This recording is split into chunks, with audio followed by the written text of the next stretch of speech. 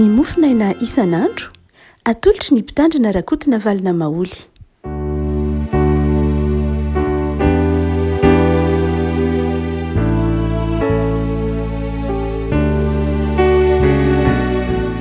Fanarahantsika ariary akotratra ity alarobia fa 30 ny volana oktobra ity.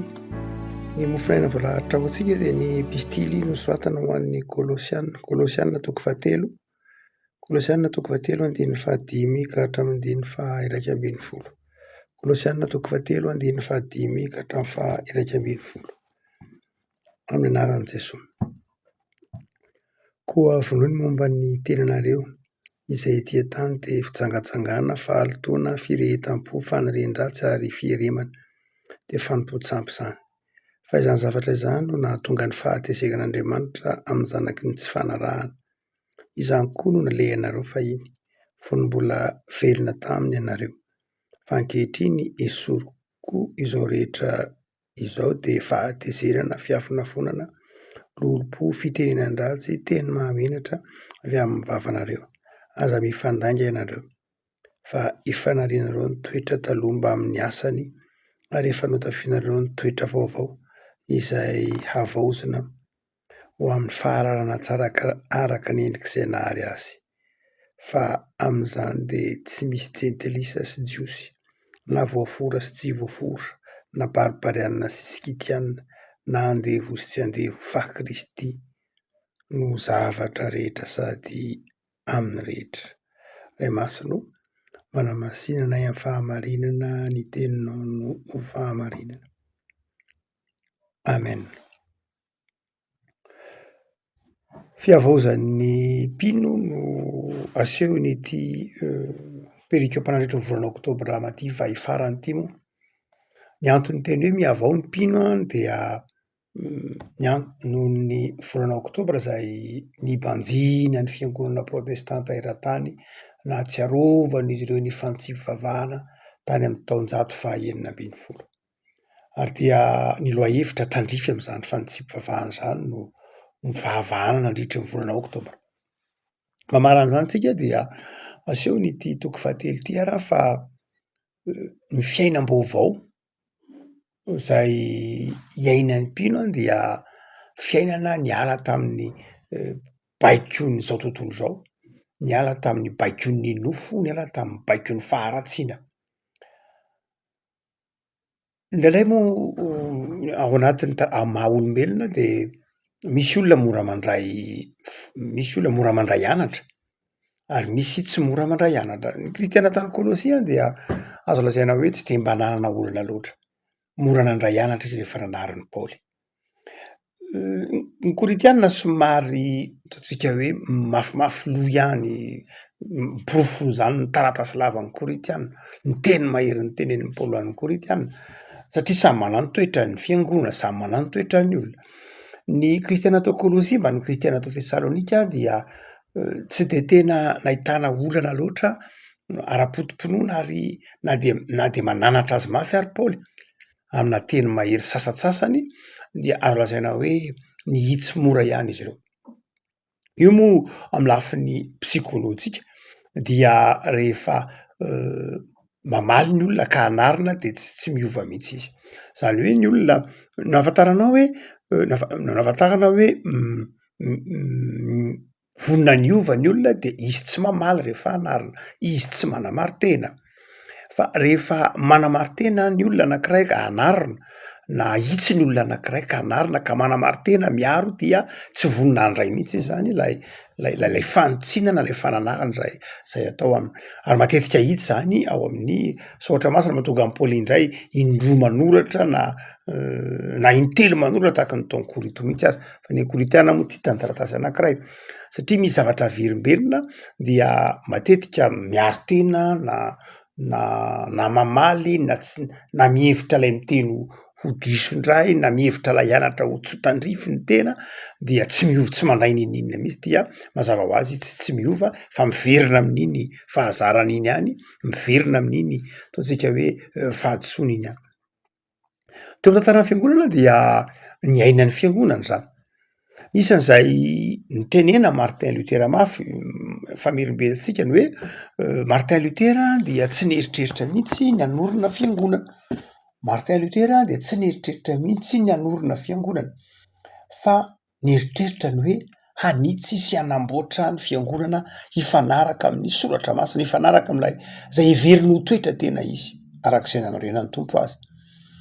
Dia niteny Martin Luther nametraka ireo petra-kevitra mazava momba ny fitondrantenana andrasana ampino tahak'izay tenenin'ny Paoly amin'ny Kolosianina manao hoe miovanareo tafio ny toetra vaovao hajanony ihany ny hoe ny esory izao rehetra zao, ny fahatezerana, ny fiavinavonana, ny lolo-po, ny fitenenana ratsy mamenatra sy ny sisa amin'ny andiny ny fahadimy, ny fahavalo. Izay tenenan'ny Paoly hoe misy tsy maintsy hialana. Ary dia tahak'izany koa ny fiangonana tamin'ny andro Martin Luther, niteny Martin Luther hoe nahoana moa no famonjena no amidinareo, nahoana no vozona atao anatin'ny fiangonana, ny toeran'ny vola, ny toeran'ny maha olombelona, ny toeran'ny fireharehana, nahoana no omena toerana anatin'ny fiangonana ny fahotana sy ny tahak'izany. Zay nahitsy ny Martin Luther.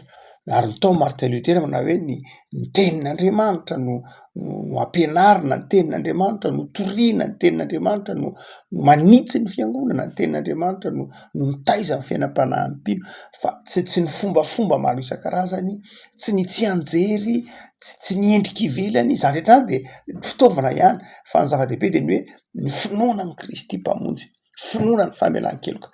Tsy de nandray loatra an'izay ny fiangonana tamin'ny fotoan'andro, tsy nandray an'izay fanitsiny zay mihitsy ny fiangonana, tsy nandray an'izay izy. Ary de voatery tsy maintsy Martin Luther namonjy hoe voatery nandroahany Martin Luther ty amin'ny taona 20 dia mafy ny fandroahana Martin Luther. Ary de voatery Martin Luther nandoro ireo boky skolastika rehetra, zany hoe ireo boky zay nevery Martin Luther fa nirakitra fampianaran-diso tao amin'ny fiangonana dia nodoro Martin Luther. Ary dia nozon'ny fiangonana tamin'ny fotoan'andro moa Martin Luther. Saotr'Andriamanitra fa efa vita fihavanana, efa vita ny fampihavanana tamin'ny Martin Luther sy ny fiangonana tamin'ny fotoana aty aoriana kely aty amin'ny androntsika moa zany, aty amin'ny 1920. Fa hoy manao hoe rehefa ahitsy ny olona na ahitsy ny fiangonana ka ny olona anankiray ka miazona heveriny tsy diso izy de zao tsy raisiny mihitsy le fanitsiny. Ny réforme zay nataon'i Martin Luther sy ireo namany ry Melanchthon taty Allemagne, taty Frantsa nisy andry Bucer, tany Suisse nisy andry Zwingli na Rahandry Calvin, be deabe reo mpanitsy fivavahana zay isa-pirenena samy nanana ny azy amin'ny ankapobeny, samy nanana izay heveriny no tokony ho antsina ny fiangonana. Saingy tsy nihitsy mihitsy le fiangonana, nanamary teny izy.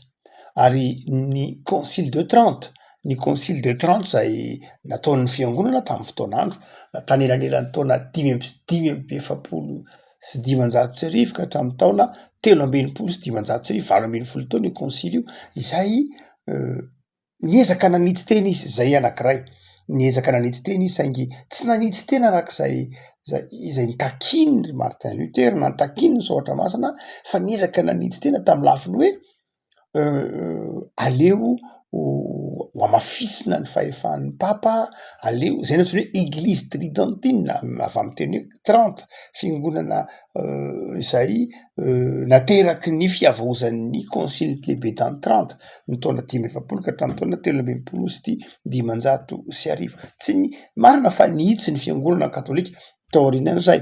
Nisy zavatra vitsivitsy zay namboarina, ohatra hoe fanenjanana ny discipline na ny fitsipika mitondra ny mpitondra fivavahana, satria nikian'ny Martin Luther be mihitsy ny mpitondra fivavahana tamin'ny fotoan'andro hoe iva ny fahalalana, tsy mahay soratra masina, tsy mahay teolojia, tsy manana moraly sy ny sisa rehetra. Nihitsy ihany io vanim-potoana io tamin'ny Concile de Trente io dia nanitsy ihany ny fiangonana katolika, saingy raha teo amin'ny lafin'ny fotom-pampianarana sy ny fotom-pinoana dia tsy niova mihitsy, tsy de nisy zava-baovao netin'ny Concile de Trente, fa ny taloha ihany ny taloha. tsy niraisiny hoe ny fahasoavana ihany, tsy niraisiny soratra masina ihany, tsy niraisiny finoana ihany, no amafisina aza na fito ny sakramenta tamin'ny fotoanandro. Zay ny maha contre réforme azy. Zany hoe ny concile de Trente dia tao anatin'ny fiangonana dia tsy nentina hanitsiana ny fiangonana ny tenany marina, fa nentina hanoerana ny fantsipy-vavahana nataony Martin Luther. Zany hoe zay tsy tokony ho fomba fiasan'ny fiangonana loatra, no hoe nanitsy izy saingy tsy nanitsy araka zay tokony ho izy fa hanohitra lay fantsipy-vavahana. De zay natoka tao amin'ny vanim-potoana io moa ndroborobony antsoina hoe compagnie de Jésus na ny jésuita. Teraka kely taloha concile de Trente ny compagnie de Jésus, ary isan'ny nivohy mafy ny concile de Trente, tao ambadiky ny concile de Trente mihitsy ny compagnie de Jésus na ny jésuita, zay azo lazaina hoe ary azo lazaina ho isa niaro mafy ny fiangonana katolika romana. Raha ohatra ka tsy teo ny compagnie de Jésus na ny jésuita dia azo lazaina hoe mety efa ho protestante ny atsasaky-Eropa raha kely indrindra dia protestante ny atsasaky-Eropa na ny roapatelin'ny Eropa raha kely indrindra raha tsy teo ny compagnie de Jésus na ny jésuita zay nitarindry ry Ignace de Loyola, ry François Xavier, zay sy namana zay tena nanenjana mafy ny hoe na ianao miazona zao fantsiny zao ka mihitsy mantsy ny mpitondra vavahana zany, na ianao tsy ao anatiny ty raha masiny ty. No tika manao hoe ny moramora kokoa ny manitsy olona rehefa manaiky izy fadiso, moramora kokoa ary manitsy olona, ary moramora kokoa ny olona koa ny mihitsy rehefa hita ny fahadisoa. Fa rehefa manamartena izy na fiangonana io na rafitra dia sarotra amina, sarotra manitsy azy ary sarotra no mihitsy. Dia amin'ity Colosain de mpiara-tany antsika ity de manitsy mo Paoly, manitsy reo kristianina tany Kolosy ny hoe ialao reto toetra reto. Fa Paoly tsy miteny rehefa manitsy Paoly eto dia tsy faly miteny moral fotsiny. Tsika mantsy rehefa manitsy rairay de amin'ny lafiny moral fotsiny miteny hoe tsy mety zao, tsy mety zao, tsy mety zao, fa tsy manome vahaolana, tsy manome hoe ity lalana isorana. Mora mantsy ny miteny hoe ity tsy mety, fa sarotra ny miteny hoe ity ny lalana isorana. Ny toetran'ny Paoly dia tsy faly miteny fotsiny izy hoe tsy mety ity, fa manome vahaolana amin'ny Paoly hoe ity atao. Amintsika kolotsaina malagasy tranainy mantsy de indray zatra miteny tsy mety tsika, zatra miteny ny lalana tsy tokony alehitsika. Aza makary, aza atao zao, aza atao zao, aza zorany ty, aza atao ty, be de be ny aza eo amin'ny fiainantsika. Izay satria nitezaina tamin'ny kolotsaina ny fady isika de zatra miteny aza kolotsaintsika zany. Zany hoe mora amitsika miteny tsy tokony atao, mora amitsika miteny hoe tiny tsy tokony ho ale, mora amitsika miteny hoe tiny tsy tokony tanterahy. Fa sarotra amitsika ny manoro hoe avy hatrany de ity ny tokony atao, tsy de mahazatra loatra atsika zay, ny hoe manondro mazava hoe ity ny tokony atao. Fa eto Paoly de tena mitanisa izy aloha ny tsy mety, hoe nareo reretsy dia azao ajanony ny fahalitoana, ny firehetam-po amin'ny fanarian-dratsy, ny fitsangatsangana, ny fieremana, ny fanompoan-tsampy, amin'ny andiny ny fahatimy. Fa tsy ampy amin'ny Paoly zay. Naseho amin'ny Paoly aloha ny fahadisoana, ary dia zay izy vao niteny manao hoe zao no izy amin'ny andiny ny fahafolo, izy manao hoe efa notafianareo ny toetra vaovao zay avaozana ho amin'ny fahalalana tsara araka ny endriky izay nahary azy. Zany hoe naseho amin'ny Paoly fa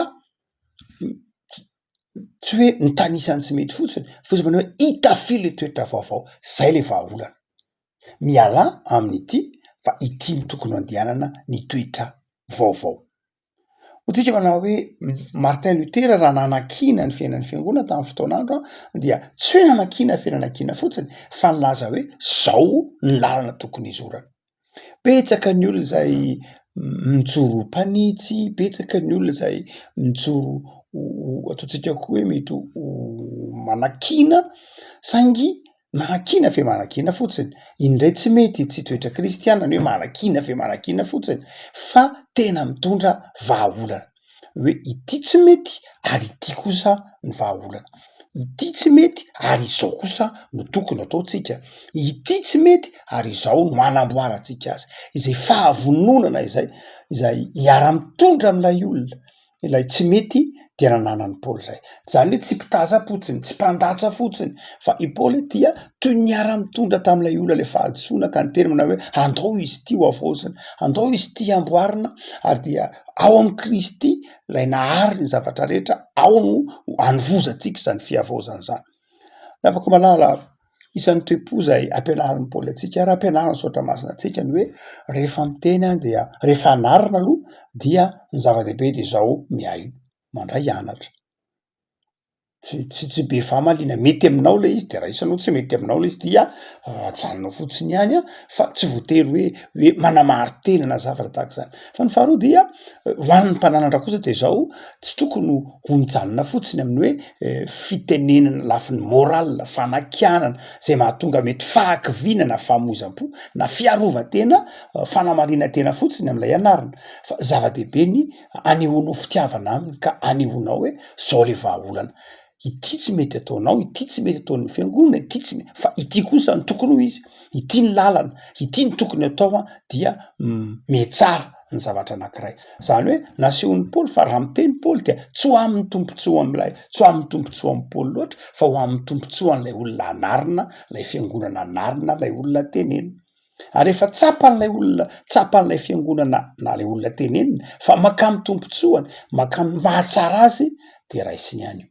Fa ndraindray moa tsika rehefa mananatra, zay ampianarin'ny réforme tsika, rehefa mananatra de nandray lasa am'izay heverintsika io tompontsoa, tsy tena hita an'ilay olona anarina, tsy tena hita an'ilay fiangonana tenenina, tsy tena hita an'ilay olona beazina, fa ho amin'ny tompontsoany, mahasambatra azy, mampilamina ny fiainany lay fanontsinana ilay fananarana. Ary dia mandray ihany izy. Fa tamin'ny fanontsinana natao Martin Luther moa na de niezaka mafy ary Martin Luther de zao tamin'ny fotoan'andro dia tsy nandray ny akabeazana zany fanontsinana zany. Ary zay no mampahiry atsika koa, ny zava-dehibe ho atsika koa dia ny farany de ny hoe rehefa mananatra de tsy voatery ho raisin'ny olona koa. Ny zava-dehibe de zao mananatra am-pitiavana, manoro am-pitiavana, ary dia mahatsiaro tompona andraikitra de mitondra zany fananarana zany, mitondra ny olona ao amin'ny Jesosy, mitondra ny olona ao amin'ny hazo fijalian'i Kristy, fa rehefa avy eo moa ny fiovana dia iny ihany ny tompo ihany. Vavaka isika. Tompo ampisoranao zay noho ny amin'ny Saotra Masina zay azonay novakiana tamin'ny teny razanay, tamin'ny teny malagasy. Mitonanay hitsy, mitonanay hiaino anatra, mitonanay ho mpananatra am-pitiavana koa, mitonanay ho mahay miteny am-pitiavana, ary mitonanay ho mahay miaino. Saotra Tompo fa mamy ny teninao ka manome fahazavantsaina ho anay amin'ny fiarahanay monina amin'ny mpiarabelona aminay, mba haizanay mifanitsy, haizanay mifananatra, ny mananatra amin'ny fitiavana, ny anarina miaino am-pitiavana. Dia Jesosy, saotranao zay ny amin'ity andro omenao anay ity, de be fahasalamana sy herin-tanjaka hatrany zay mamakivaky ny tontolo andronay anio, ampahareto amin'ny fanompona sy ny fitiavana namana, ampahareto amin'ny fitiavana anao Andriamanitra. Ao aminao ihany misy ny fiainana. Vavak'izay Tompo an'izao tontolo zao zay hitanao ny tsy fandriampahalemana mitranga etsy sy eroa, hitanao koa Jesosy ny orana amin'ny fanabeazana de manampiry anay ianao amin'ny fandriampahalemana, mahay anay fahazavantsaina, ahaizanay mitondra tena tsara, ahatonga anay ho vavolombelon'ny fandriampahalemana sy ny fihavanana. Dia jereo ny asanay tsirairay avy, ataovy tany fanambinana sy fiadanam-po reny. Dia ny tontolo andronay anio Jesosy, azonay antoka fa raha miaraka aminao zahay, dia tontolo andro feno fifaliana sy fiadanana, ho dia mitoera aminay Jesosy. Amen.